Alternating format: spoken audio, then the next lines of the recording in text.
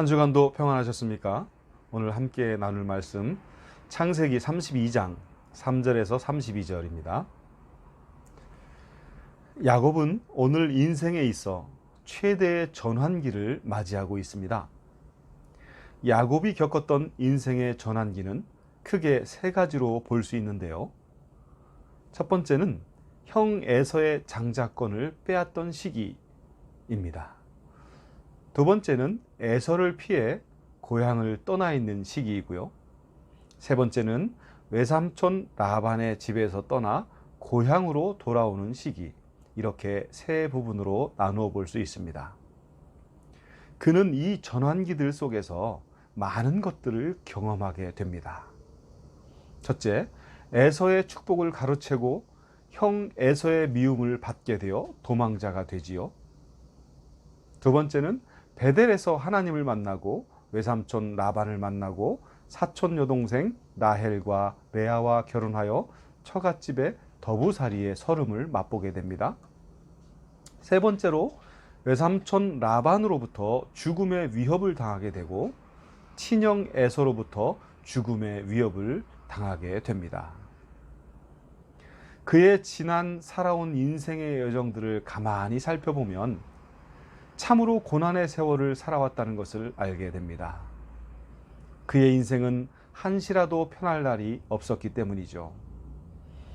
그런데 그의 이러한 고난은 언제부터 시작되었을까요? 바로 장자의 축복을 받은 날부터입니다.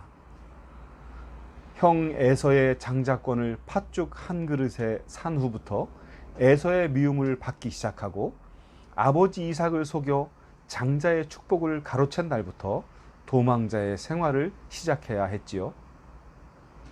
여기서 한 가지 아주 중요한 교훈을 얻게 됩니다. 하나님이 주시는 복은 그냥 얻어지는 것이 아니라 대가를 치루어야 한다는 것입니다. 우리는 살아가면서 물질의 복을 받고 싶어 하고, 명예의 복을 받고 싶어 하고, 권력의 복을 받고 싶어 하고, 건강의 복을 받고 싶어 하고, 자녀 손들이 잘 되는 복을 받고 싶어 합니다. 그런데 솔직히 그냥 거저 받고 싶어 하지요. 그러나 성경은 우리에게 축복에는 반드시 치루어야 할 대가가 있음을 보여주고 있습니다. 믿음과 복의 조상이라고 불리우는 아브라함은 그냥 편하게 믿음의 조상 혹은 복의 조상이 되었나요? 그의 인생을 생각해 보세요. 천만의 말씀입니다. 요즘 수요일마다 묵상하고 있지만 아브라함의 인생은 그야말로 고난의 연속이죠. 또 아브라함의 아들 이삭도 그 아버지의 믿음을 이어받아 그 역시 복의 사람이 됩니다. 하지만 가장 안정된 삶을 살았다고 할 수 있는 이삭 역시 그냥 편하게 아버지의 복을 이어받았던 것만은 아니었습니다. 이삭은 블레셋 왕 아비멜렉에게 추방을 당하기도 했으며 그랄 지역 유목민들에게 여러 차례 우물을 빼앗기기도 했지요. 또 소망의 사람 요셉이 그냥 편하게 애굽의 국무총리가 되었나요? 천만의 말씀입니다. 그의 인생을 생각해 보세요.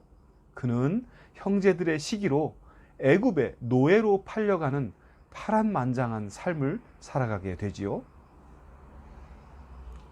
위대한 하나님의 종 모세를 보세요.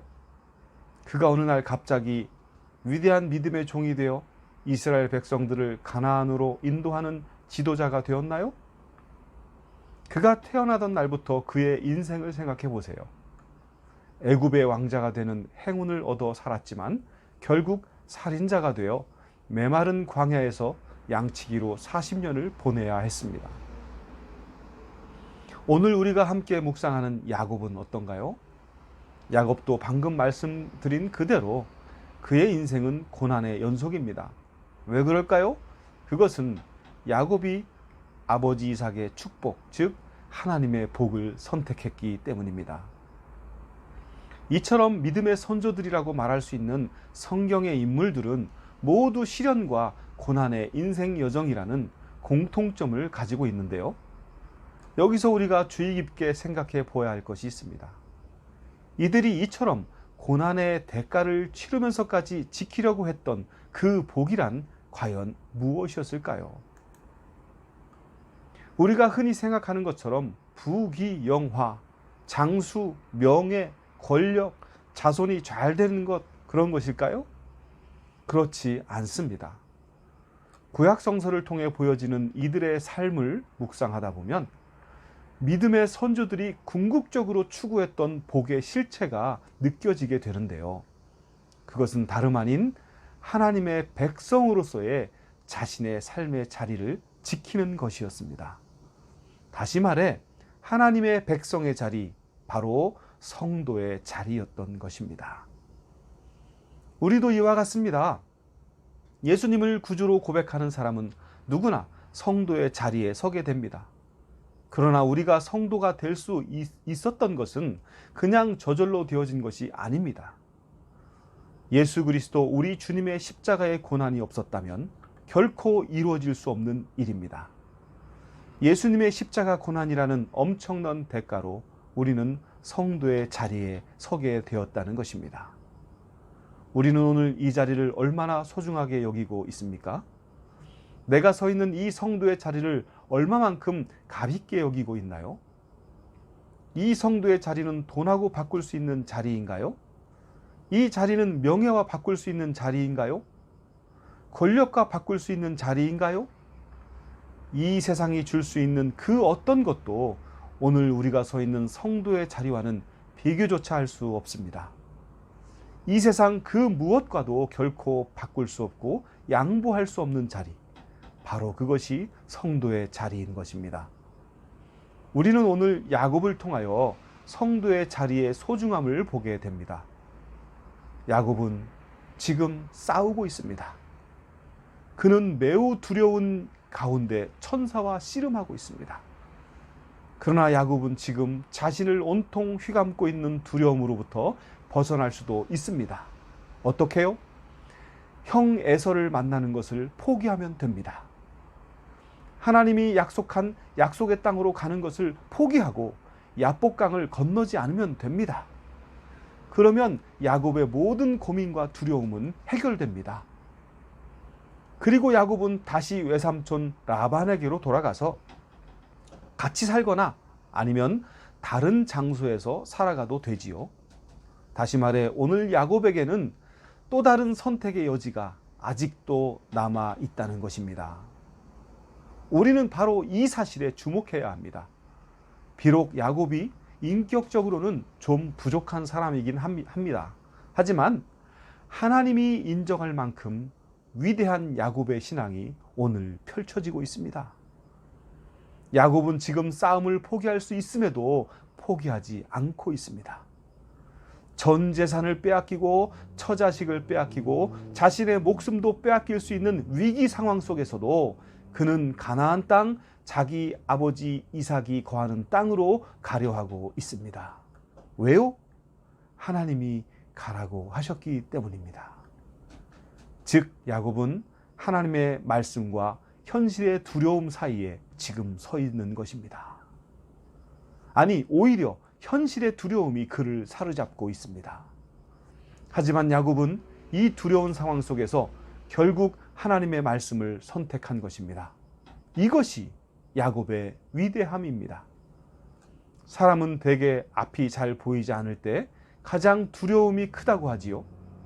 날이 밝으면 펼쳐질 자신의 운명이 화가 나서 달려오는 친형 에서의 말발굽에 짓밟힐 수밖에 없다고 생각해 보세요.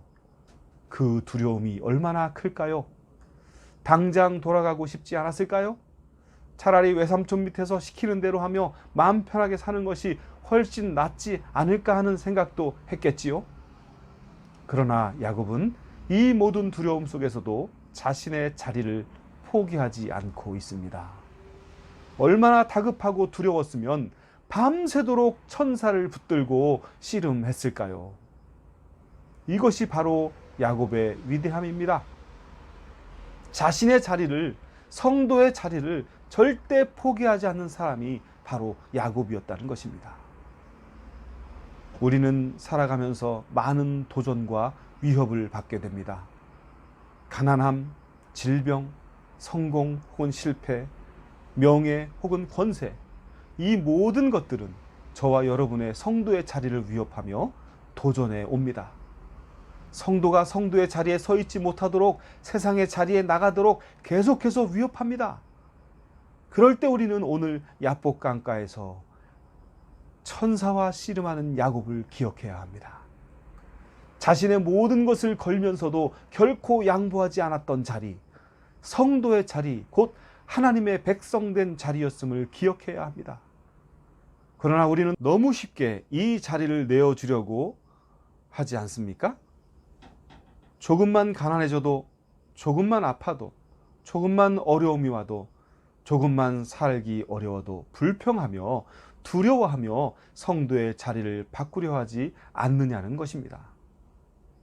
예수님께서 자신의 생명을 대가로 걸고 우리에게 은혜의 선물로 허락한 성도의 자리를 포기하려 하지 않느냐는 것입니다. 만일 우리가 그렇게 약한 사람이라면 우리는 결코 평생을 신앙생활을 해도 분이엘을 경험할 수 없게 될 것입니다. 야곱이 모든 것을 거는 두려움 속에서도 자신의 자리를 포기하지 않았을 때 그는 비로소 자기가 하나님의 얼굴을 보았다는 것을 깨닫게 되었습니다. 그래서 그 자리를 분이엘, 즉 하나님의 얼굴이라고 부릅니다. 이 얼마나 영광스러운 이름인가요? 그뿐인가요? 야곱이라는 이름이 무엇으로 바뀌게 되었습니까? 네, 이스라엘. 바로 이스라엘로 바뀌게 됩니다. 야곱이란 어떤 의미인가요? 뒤를 쫓는 자 혹은 발 뒤꿈치를 잡는 자. 이것은 자신의 삶을 위해 수단과 방법을 가리지 않고 쫓아가는 자라는 의미입니다. 좋게 말하면 진짜 열심히 사는 사람이라고 표현할 수도 있겠죠. 그렇게 살아오던 야곱, 그 이름이 변하여 이스라엘이 됩니다. 이스라엘의 뜻은 무엇입니까? 하나님과 겨루어 이겼다는 상징적 의미입니다. 즉 이스라엘이라고 하는 뜻은 하나님께서 그의 손을 들어주셨다는 의미인 것이죠. 여러분, 이 얼마나 영광스러운 인생의 전환입니까? 삶을 위해 수단과 방법을 가리지 않고 살아가던, 쫓아가던, 그렇게 살아가던 야곱이라고 하는 이름이 하나님께서 그의 손을 들어주신다는 의미의 이스라엘이라고 하는 뜻으로 바뀌었다는, 얼마나 놀라운 인생의 전환입니까? 성도 여러분, 신앙생활이란 내 마음의 평안을 가지기 위해서 노력하는 그런 취미생활과 같은 것이 아닙니다. 신앙생활이란 바로 이처럼 야곱이라는 이름이 이스라엘이라는 이름으로 바뀐 것을 우리의 모든 생활 속에서, 모든 어려움과 두려움 속에서 확인하는 작업입니다. 다시 말해 우리의 모든 생활 속에서 분이엘을 경험하는 작업, 바로 그것이 신앙생활이라는 것입니다. 이것이 바로 우리에게 있어 복된 삶이 되는 것입니다. 일상생활 속에서 하나님의 얼굴을 발견해낼 수 있고 하나님이 내 손을 들어주시는 것을 경험하는 것보다 더 큰 복이 어디 있겠습니까? 그러므로 이제 우리는 우리의 삶의 자리가 더없이 귀한 하나님의 백성의 자리, 곧 복된 성도의 자리임을 다시 한번 확인하시고 날마다 생활 속에서 분이엘을 경험하는 은혜가 충만하시기를 축원합니다. 감사합니다.